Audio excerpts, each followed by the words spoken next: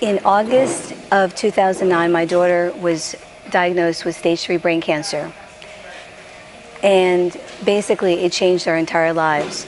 She had gone through 2 surgeries, and unfortunately, they couldn't get the tumor out. So then she became a patient of St. Jude. After several months of that, they had no protocol to help her. So basically, she was sent home, and we just figured she was just going to die eventually. We didn't want to do chemo or radiation because the type of tumor she had was a glial neuronal tumor, meaning if you treat it with chemo, or actually if you treat it with radiation, the other cells would then be chemo resistant. So that automatically means she's going to die. So for about a year, we didn't really know what we were going to do, but I knew chemo and radiation was not the answer. And so my goal was really to just work on her immune system. And so by the next year, August of 2010, I found Arnold Kaufman, and we were introduced to a raw foods diet, essentially. And now she's cured her brain cancer, and she's 17. She's graduated from college. She's done amazing things. You know, she's involved in theater. She has been in so many performances and has won so many awards and been nominated for so many things. So she got her life back. Was there any fear for you in adopting a fruit-based diet? No. In fact, it's funny. I always look at problems with common sense. And one of the things that I asked the doctors was, how do you get cancer? And they said to me, don't even go there, because if you go there, you're going to go insane. You'll never find the answer. And I totally disagreed. I believe you had to work backwards. Something obviously gave her the cancer. So what I started to do was literally eliminate things from her life.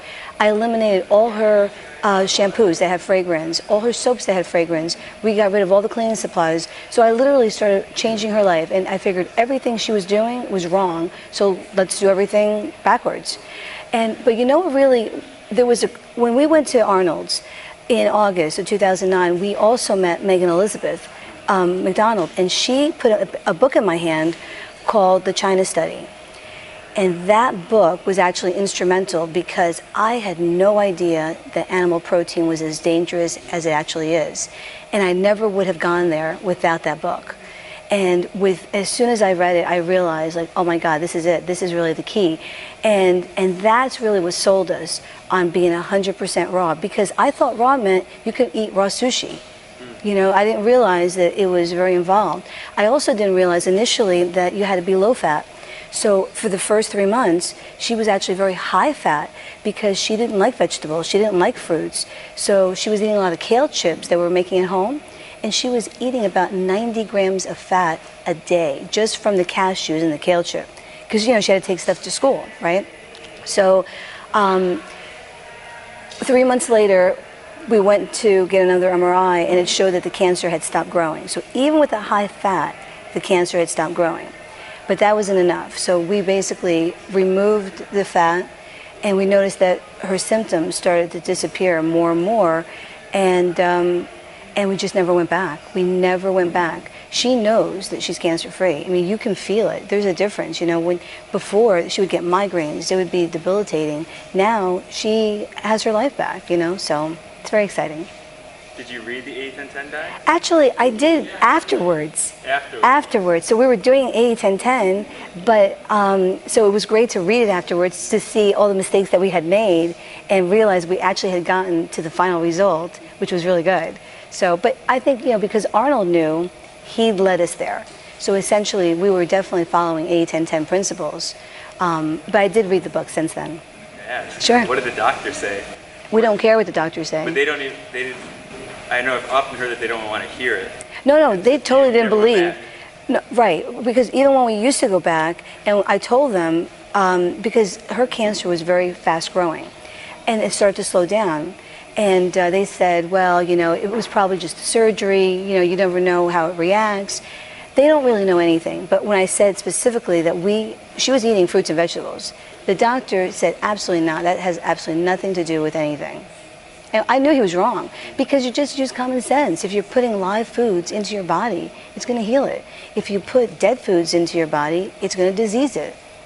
Common sense. So, yeah, fear never entered She was never in fear. And we always had a very positive attitude. Like, I always knew that this was going to be a gift. This was going to be a great gift if we chose to accept it as a gift. So that's basically what we did. And it has changed our life. So, do you have any advice for any other parent or person that may be suffering with cancer or knows someone very intimately that's suffering with cancer? You know, basically the first thing you have to do is you have to change your attitude. You can't be negative. You have to be positive. And you have to use common sense. You have to want to believe that everything you know is wrong. Because that's basically where I wound up, I wound up finding out that everything I was taught to believe was wrong.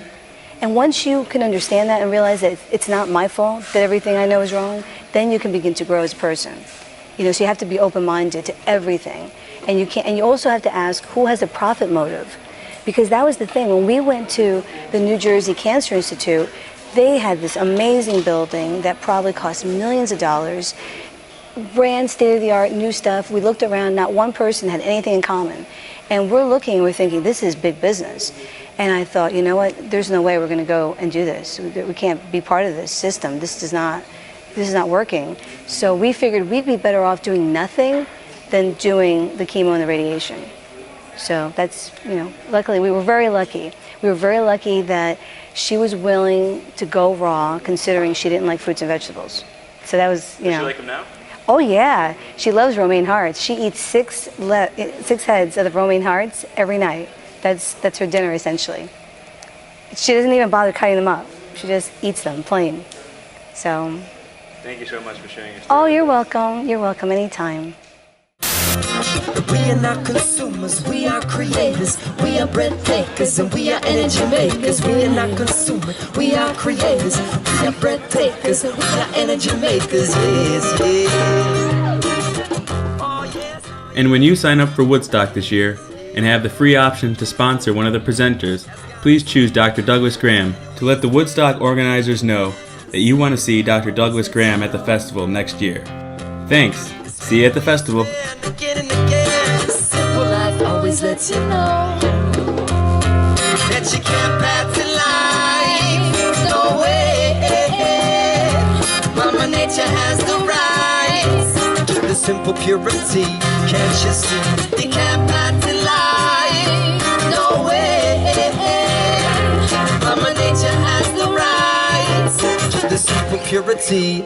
Can't you see? Yes, yes.